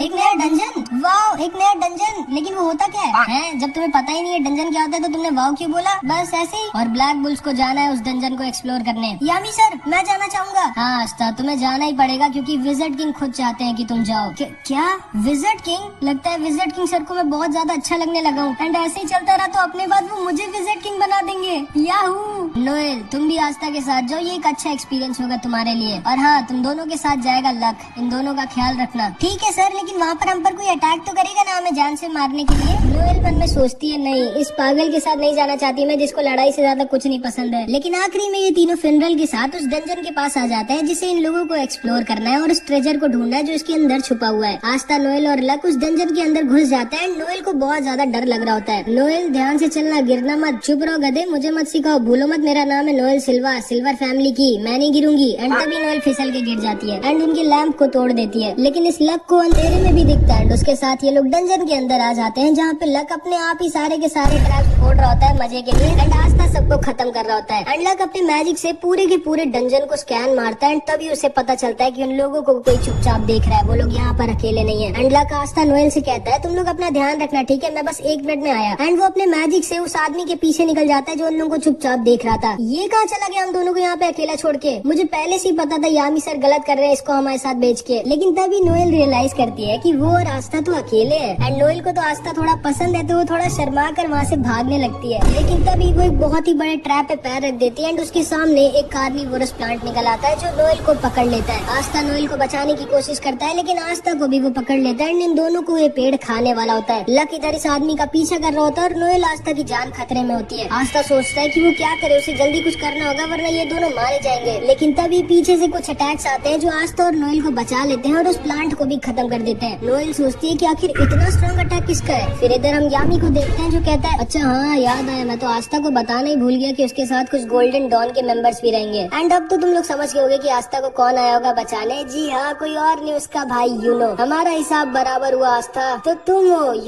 यूनो और ये दोनों नीचे आकर आस्था और नोएल से मिलते हैं। क्लॉस बोलता है मुझे लगा ही था इतने वीक से ट्रैप में ब्लैक बुल्स जैसी बेकार स्क्वाड का ही कोई मेंबर फंसा होगा। ये आपके चेहरे पे कुछ लगा है, मुंह नहीं धोया क्या आपने? ओए लड़के तमीज से बात करो मुझसे, मैं गोल्डन डॉन का सीनियर मेंबर हूँ, मेरा नाम है क्लॉस और मैं एक नोबल फैमिली से हूँ। तुम्हारी हिम्मत कैसे हुई मुझसे ऐसे बात करने की? एंड इधर मिमोसा नोएल से मिलती है एंड ये दोनों बहनें होती है एंड इन दोनों की बिल्कुल भी नहीं पटती आपस में। कैसी हो नोएल, तुम्हें तो काफी दिक्कत हो रही होगी, मैंने सुना है ब्लैक बुल्स के सारे मेंबर थोड़े पागल हैं। हाँ मैं तो बिल्कुल ठीक हूँ, तुम कैसी हो? क्योंकि मैंने सुना है गोल्डन डॉन में सबके सब बहुत स्ट्रॉन्ग है और तुम तो सबके लिए एक बोझ बन गई होगी क्योंकि तुम इतनी वीक हो। नहीं मेरा मैजिक तो बहुत इंपॉर्टेंट और यूजफुल है गोल्डन डॉन के लिए। विलियम सर ने खुद मुझसे कहा था। तुम्हारा क्या हाल है? निशाना ठीक हुआ तुम्हारा? हाँ अब ठीक हो गया। एंड ये दोनों ऐसे एक दूसरे को ताना मार रही होती है और आस्था और क्लॉस आपस में लड़ रहे होते हैं। अच्छा हाँ याद आया, तुम्हारे साथ तो कोई एक और भी होना चाहिए था ना, कहाँ है वो? कहीं डर के भाग तो नहीं गया तुम लोगों को अकेला छोड़ के? जिसपे आस्था और नोएल कुछ नहीं बोल सकते थे क्योंकि उन्हें खुद ही नहीं पता है कि लक कहाँ पर गया है। एंड इधर लक इस आदमी का पीछा कर रहा होता है जो बहुत तेज भाग रहा होता है। यही एक्सपेक्ट किया जा सकता है ब्लैक बुल्स जैसी बेकार स्क्वाड से जिनका कैप्टन खुद किसी काम का ना हो, बस पूरा दिन सिगरेट पीने और जुआ लड़ने के अलावा कुछ करता ना हो। उसकी टीम से क्या ही एक्सपेक्ट किया जा सकता है। वह चश्मे ज्यादा बोल मत, देखना ब्लैक बुल्स तुम्हारी स्क्वाड से पहले इस डंजन के ट्रेजर को ढूंढेगी। सपने में पहले अपने टीममेट को तो ढूंढ लो, उसके बाद ट्रेजर को ढूंढना। चलो यूनो और मिमोसा। एंड फिर यूनो, मिमोसा और क्लॉस निकल जाते हैं ट्रेजर को ढूंढने। आस्था नोएल से कहता है जल्दी चलो, हम हार नहीं सकते इन सबसे। एंड ये दोनों भी निकल जाते हैं ट्रेजर को ढूंढने, लेकिन इन लोगों को बाहर जाने का रास्ता ही नहीं मिल रहा होता है। तभी मैरू उड़ती है और इन लोगों को बता देती है लो ये रास्ता है, चलो निकलो यहाँ से। एंड ये दोनों भी वहाँ से निकल जाते हैं। इधर हम देखते हैं विजिट किंग को एक सोल्जर बताता है कि डायमंड किंगडम ने भी कुछ मैजिक नाइट्स को डंजन को एक्सप्लोर करने के लिए भेजा है। लेकिन क्यों? जब वो डंजन क्लोवर किंगडम में खुला है तो डायमंड किंगडम के लोग लोग क्यों आए? सर, हमें जल्दी से कुछ करना चाहिए। चिंता मत करो मार्क्स, मैंने कुछ बहुत ही ज्यादा स्ट्रॉन्ग लोगों को उस डंजन में भेजा है, सब ठीक होगा। एंड विज़र्ड किंग ने बिल्कुल सही कहा होता है, क्योंकि लक ने इधर अकेले ही सारे के सारे डायमंड किंगडम के मैजिक नाइट्स को हरा दिया होता है। एंड सिर्फ एक आदमी बचा होता है जिसका नाम लोटस होता है। तो मैं देख सकता हूँ तुम काफी स्ट्रांग हो बच्चे। तुमने तो अकेले ही मेरे सारे के सारे चेलों को हरा दिया। हाँ, लेकिन तुम्हारे चेले बहुत वीक थे। तुम तो स्ट्रांग हो ना, क्योंकि मैं अभी किसी स्ट्रांग आदमी से लड़ने के लिए मर रहा हूँ। हाँ मैं स्ट्रांग तो हूँ, लेकिन मैं यहाँ से भाग रहा हूँ क्योंकि मेरा लड़ने का मन नहीं अभी। लेकिन तभी लक इसके ऊपर अटैक कर देता है एंड लोटस अपना मैजिक दिखाता है, जो कि होता है स्मोक मैजिक। तो तुम्हारे पास लाइटनिंग मैजिक है। तुम्हारी रूप से मुझे पता चल रहा है कि तुम ब्लैक बुल्स के मेंबर हो। मैं बता दूं कि मैं आज तक सिर्फ एक आदमी से ही फाइट में आ रहा हूँ, जो कि तुम्हारा कैप्टन यामी है। कोई बात नहीं, आज तुम दूसरी बार हारोगे। अब आओ लड़ो ना मुझसे। लेकिन तभी अचानक से लक को कुछ अजीब सा लगता है। लगता है मेरे पॉइजन ने असर दिखाना स्टार्ट कर दिया। असल में इस पूरे टाइम लोटस हवा में अपनी मैजिक से एक पॉइजन रिलीज कर रहा होता है, जिससे सामने वाले की स्पीड बहुत ज्यादा कम हो जाती है और सामने वाले को चक्कर भी आते हैं। एंड उस मैजिक की वजह से लक को भी चक्कर आने लगते हैं एंड वो वहाँ पर गिर जाता है। अब तुम आराम करो बच्चे, मेरे पास बहुत काम है। मुझे अपने लीडर को भी ढूंढना है। एंड ये कह के लोटस वहाँ से जाने लगता है, लेकिन तभी लक दोबारा से इसके ऊपर अटैक कर देता है एंड इस बार वो पिछली बार से भी ज्यादा फास्ट होता है। कैसे? आखिर ये बच्चा अभी भी इतना तेज कैसे है? जिस पे लक बोलता है, मेरे पास लाइटनिंग मैजिक नहीं है, मैं खुद लाइटनिंग हूँ, और तुम बिजली को कितना भी स्लो कर लो, आखिरी में वो रहेगी फास्ट ही। एंड तुम जा आ रहे हो, अभी तो हमारी लड़ाई शुरू भी नहीं हुई। एंड इधर हम देखते हैं क्लॉस, मिमोसा और यूनोस डंजन के ट्रेजर गेट के पास पहुँच जाते हैं, जहाँ पे उस डंजन का ट्रेजर रखा है। लेकिन तभी अचानक से लोटस का लीडर मिमोसा को पीछे से इंजर्ड कर देता है। कौन हो तुम? सामने से हटो मेरे। इस लड़के का नाम मार्स होता है एंड ये डायमंड किंगडम का प्रिंस होता है एंड ये बहुत ही ज्यादा स्ट्रांग होता है, आइस से भी ज्यादा स्ट्रांग। एंड इसके पास डायमंड मैजिक होता है। मिमोसा अपने आप को हील करने लगती है। यूनो और क्लॉस साथ में से लड़ रहे होते हैं, लेकिन ये अकेला इन दोनों पर भारी पड़ रहा होता है। क्लॉस यूनो से बोलता है, यूनो जल्दी मिमोसा को लेकर यहाँ से निकलो, मैं इसको रोक कर रखता हूँ। लेकिन आप अकेले इसके सामने नहीं टिकोगे, ये बहुत स्ट्रांग है। मैं जानता हूँ इसके सामने मैं नहीं टिकूंगा, ना तो हम दोनों साथ में इसके सामने टिकेंगे। लेकिन अभी हमें मिमोसा को बचाना होगा। तुम जल्दी से मिमोसा को यहाँ से लेके निकलो और वापस बैकअप लेके आना। हम इस डंजन के ट्रेजर को डायमंड किंगडम के हाथ में नहीं लगने दे सकते। मैं एक डिकॉय की तरह इसको रोक कर रखता हूँ, तुम जल्दी जाओ और बैकअप लेके आना। लेकिन यूनो फिर से इसकी बात नहीं सुनता और कहता है, नहीं, हम लोग एक टीम बनकर आए थे और हम लोग जाएंगे भी एक टीम बनकर। लेकिन मैं बता दूं कि यूनो अभी इसको अकेला नहीं हरा सकता, क्योंकि ये बहुत ही ज्यादा स्ट्रांग है। एंड इधर हम देखते हैं कि इस आदमी ने धोखे से लक को पकड़ लिया होता है। ठीक है बच्चे, अब तुम्हारा मरने का टाइम आ गया है। एंड आस्था और नोएल भी इधर ट्रेजर को ढूंढ रहे होते हैं। एंड इसके बाद जो हुआ वो बहुत ही ज्यादा शॉकिंग था, जो कि हम अगले पार्ट में देखेंगे। इस पार्ट में इतना ही। आई होप कि तुमको ये वीडियो अच्छी लगी होगी।